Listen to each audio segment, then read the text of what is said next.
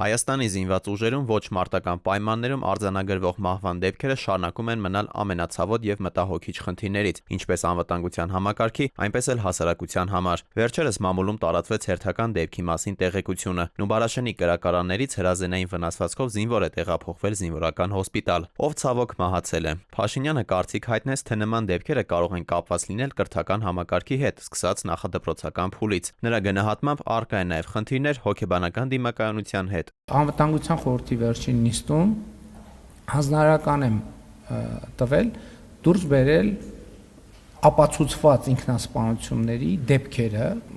X թվով ինքնասպանություն։ Կա ինչ-որ հատկանիշ, որ բոլոր ինքնասպանություն գործած մեր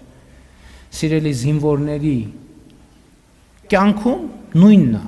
Վերջին դեպքի առնչությամբ Պաշտպանության նախարարությունից եւ քննչական կոմիտեից հայտնել են, որ նշանակվել են փորձաքննություններ եւ դեպքի բոլոր հանգամանքները պարզելու նպատակով իրականացվում է նախաքննություն։ Փորձագետների կարծիքով բանակում ինքնասպանությունների հիմնական պատճառներից մեկը փակ միջավայրում ձևավորվող անառողջ բարոյահոգեբանական մթնոլորտն է։ Նրանց դիտարկմամբ, եթե նախկինում կարևոր դեր ունեին սահմանային լարվածությունները, ապա այժմ առավել հաճախ ընդգծվում են հոգեբանական վիճակը եւ զինծառայողների միջանձնային հարաբերություններում առկա լարվածությունը։ Ինքը համալիր համակարգի աշխատում, հա, որտեղ ստուգվում է անձնակազմի պարբերաբար հոգեբանական վիճակը, պարբերաբար ստուգում ոստիկանության կողմից, դատախազության կողմից, հակահետախուզության կողմից, այդ ստուգումները ինչի համար է արվում, որպեսզի անձնակազմի միջանձնային հարաբերություններում առավելագույն իրավիճակին տիրապետեն, եւ եթե կան բացթողումներ, ասենք թույլ հրամկազմ կամ զինծառայող, որը իրավիճակին ավելին է տիրապետում անձնակազմի վրա ազդելու, քան ասենք հրամանատարը, այդ բոլորը պիտի բացահայտվի։ Փորձագետները նաեւ նշում են, որ խնդիրը համակարգային է, ըստ նրանց կանխարգելիչ միջոցառումները պետք է լինեն շարունակական եւ նպատակային։ Ընդգծում են, որ պատասխանատուները պետք է ոչ միայն բացահայտեն նման դեպքերը, այլև խորքային վերլուծություն իրականացնեն պատճառները վերհանելու եւ դրանց հիման վրա արդյունավետ կանխարգելիչ քայլեր ձեռնարկելու համար։